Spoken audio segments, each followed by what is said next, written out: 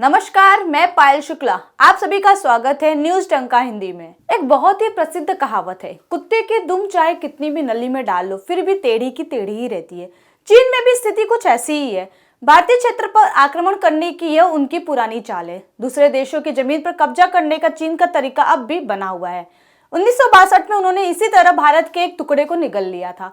चीनी सैनिकों ने फिर से वही हरकत करते हुए अरुणाचल प्रदेश के तवांग में अपना असली चेहरा दिखाया है।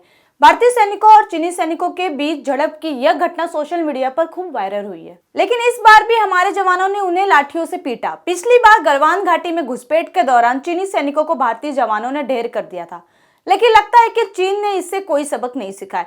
मृत्यु के बिना विजय नहीं होती। इस बार भी चीनी सैनिकों को भारतीय जवानों ने जमकर पीटा।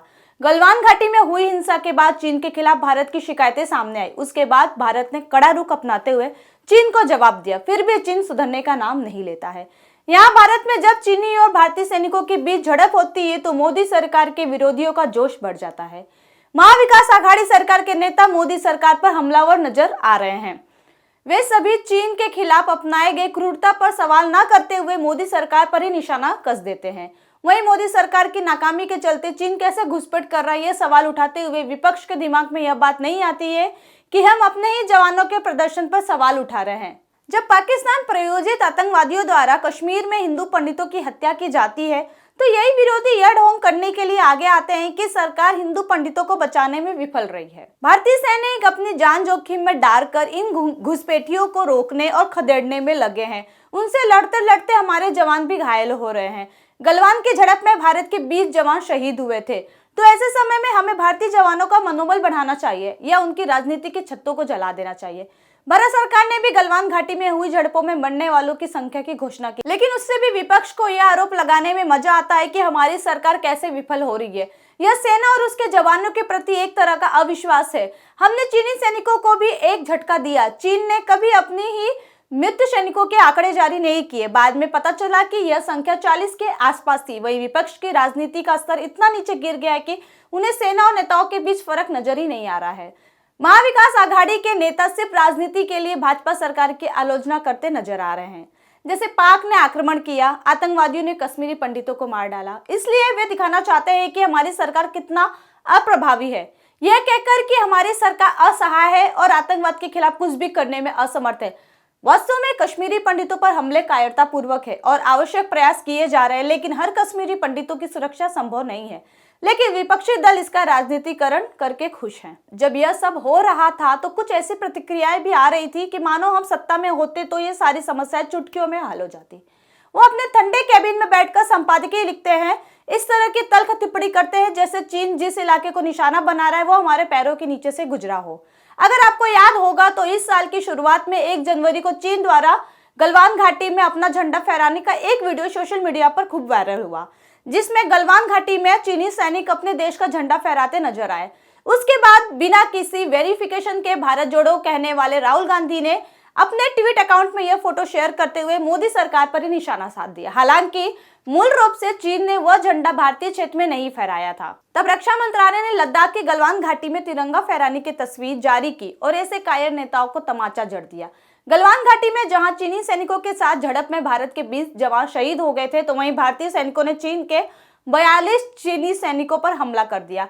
उसी गलवान घाटी के बारे में झूठी खबरें फैलाकर अपने ही सैनिकों का मनोबल गिराने का यह उपक्रम निंदनीय है। वास्तव में इस पर सख्त कार्रवाई होनी चाहिए। अगर राहुल गांधी भारत का प्रधानमंत्री बनने का सपना देखते हैं या उनके कार्यकर्ता ऐसा सपना देखते हैं तो देश के बारे में टिप्पणी करते हुए आम आदमी पर, जवानों पर, देश की एकता पर इसका क्या प्रभाव पड़ता है, इस पर भी विचार किया जाना आवश्यक है। एक तरफ महाविकास आघाड़ी सरकार बीजेपी पर आरोप लगा रही है। गृह मंत्री अमित शाह ने कांग्रेस और चीन के बीच संबंधों की जांच की।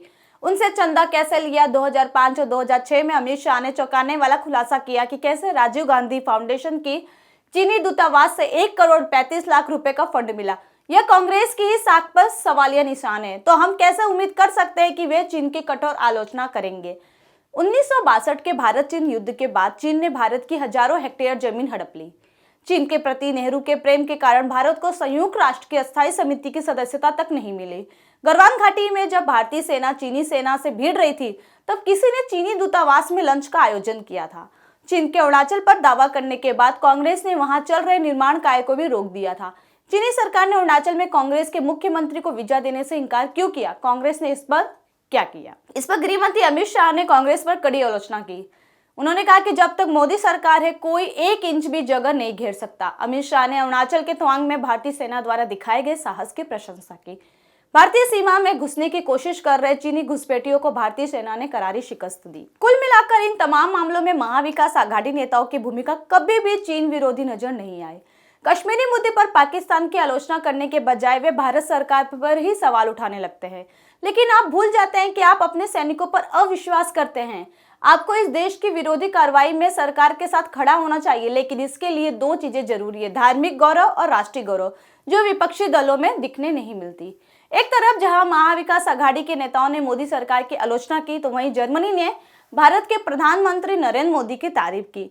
कहा जाता है कि दुनिया में भारत के अलावा कोई दूसरा देश नहीं है जो चीन को टक्कर दे सके। अमेरिका ने भारत की तारीफ करते हुए यह भी कहा कि भारत ने चीन के मुद्दे को सही तरीके से हैंडल किया है। हालांकि विरोधियों का मुंह बंद नहीं होगा। ओवैसी और समाजवादी पार्टी के अखिलेश यादव ने मांग की है कि विपक्षी नेताओं को उस जगह पर जाने दिया जाए जहां पर झड़प हुई है और उन्हें इलाकों का निरीक्षण करने दिया जाए। विरोधियों को इस बात का अंदाजा भी नहीं है कि वे किसी पर्यटन स्थल पर नहीं जाएंगे, लेकिन यह सीमावर्ती क्षेत्र है, संवेदनशील है। लेकिन अब जनता को विपक्ष की इन नीतियों का पता चल गया है। सैनिकों के साहस पर उंगली उठाने वाले ऐसे नेताओं को लेकर आपकी अपनी विचारधारा क्या है, हमें कमेंट सेक्शन में जरूर बताएं। साथ ही हमारे चैनल को लाइक, सब्सक्राइब और शेयर करना ना भूलें। फिलहाल के लिए इतना ही। जल्द ही एक नई जानकारी के साथ पुनः उपस्थित होंगी। तब तक के लिए मुझे दीजिए इजाजत। धन्यवाद।